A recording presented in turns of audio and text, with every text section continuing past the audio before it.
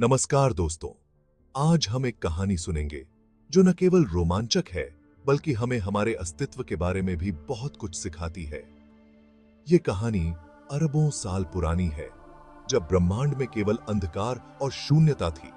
ये कहानी है हमारे घर, हमारी पृथ्वी के जन्म की। एक समय था जब पृथ्वी भी एक धूल और गैस का बादल थी।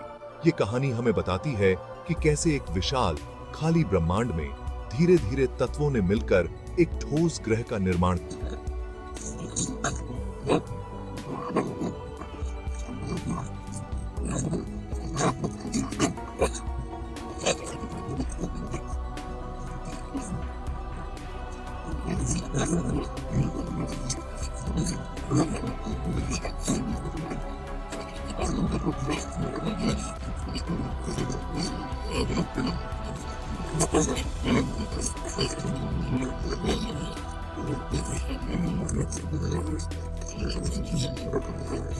कैसे हुआ, कैसे ये ग्रह इतना विविध और समृद्ध बना?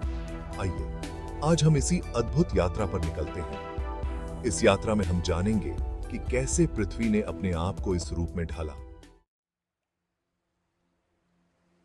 लगभग 4.6 अरब साल पहले हमारा सूर्य सिर्फ एक विशाल गैस और धूल का बादल था, जिसे नेबुला कहते हैं। यह नेबुला अंतरिक्ष में तैरता हुआ एक अद्भुत दृश्य प्रस्तुत करता था, जिसमें विभिन्न रंगों की गैसें और धूल के कण शामिल थे। गुरुत्वाकर्षण बल के कारण यह बादल सिकुड़ने लगा और घूमने लगा। इस प्रक्रिया में नेबुला के भीतर के कण एक दूसरे के करीब आने लगे और एक घनीभूत केंद्र का निर्माण करने लगे। धीरे धीरे केंद्र में सूर्य का जन्म हुआ और उसके चारों ओर घूमते हुए पदार्थों से ग्रह बनने लगे। यह प्रक्रिया लाखों सालों तक चलती रही, जिसमें सूर्य के चारों ओर एक प्रोटोप्लैनेटरी डिस्क का निर्माण हुआ। इन्हीं में से एक ग्रह थी हमारी पृथ्वी। यह ग्रह सूर्य के चारों ओर एक निश्चित कक्षा में घूमने लगा और धीरे धीरे अपने वर्तमान स्वरूप में विकसित हुआ। शुरुआत में पृथ्वी एक गर्म पिघला हुआ गोला थी। इस समय पृथ्वी की सतह पर कोई ठोस भूमि नहीं थी, केवल पिघला हुआ लावा और गैसें थीं। लाखों सालों तक उल्कापिंडों की बमबारी होती रही, जिससे पृथ्वी और भी गर्म होती गई। इन उल्कापिंडों के टकराने से पृथ्वी की सतह पर गड्ढे बनते गए और धीरे धीरे यह ग्रह ठंडा होने लगा। भाई धीरे धीरे पृथ्वी ठंडी होने लगी। भारी धातुएं पृथ्वी के केंद्र में जमा हो गईं, जिससे उसका कोर बना। हल्के तत्व ऊपर उठे और पृथ्वी की सतह और वायुमंडल का निर्माण किया।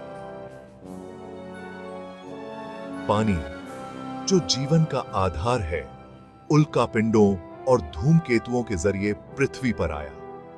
ज्वालामुखी विस्फोटों ने पृथ्वी के अंदरूनी भाग से गैसें और पानी की भाप बाहर निकाली, जिससे वायुमंडल घना होता गया।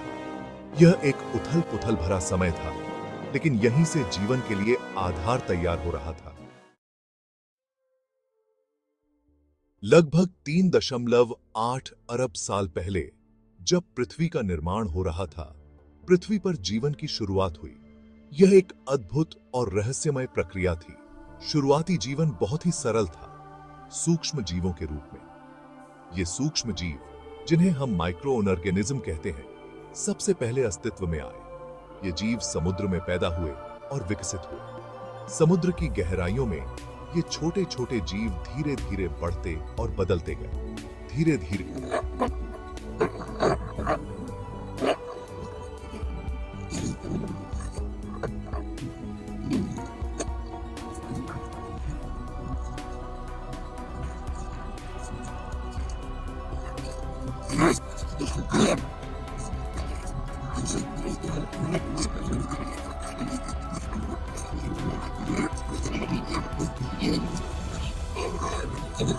चरण था। पौधे, जानवर और अंततः हम इंसान सभी इस विकास यात्रा का हिस्सा हैं।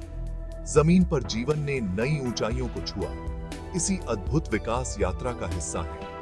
यह यात्रा आज भी जारी है और हम इसके साक्षी हैं। आज हम पृथ्वी पर रहते हैं, सांस लेते हैं और उसका आनंद लेते हैं, लेकिन हमें यह नहीं भूलना चाहिए कि यह ग्रह सिर्फ हमारा नहीं है, यह आने वाली पीढ़ियों का भी है। हमारी गतिविधियां जैसे कि प्रदूषण, वनों की कटाई और जलवायु परिवर्तन पृथ्वी को नुकसान पहुंचा रही हैं। यह हमारी जिम्मेदारी है कि हम अपनी पृथ्वी की रक्षा करें और उसे आने वाली पीढ़ियों के लिए सुरक्षित रखें। पृथ्वी का भविष्य हमारे हाथों में है। अगर हम आज सही कदम उठाते हैं तो हम अपने इस नीले ग्रह को बचा सकते हैं। हमें ऊर्जा के नवीकरणीय स्रोतों का उपयोग करना होगा, प्रदूषण कम करना होगा और प्रकृति का संरक्षण करना होगा। याद रखें, पृथ्वी हमारा घर है और हमें इसकी देखभाल करनी होगी। धन्यवाद।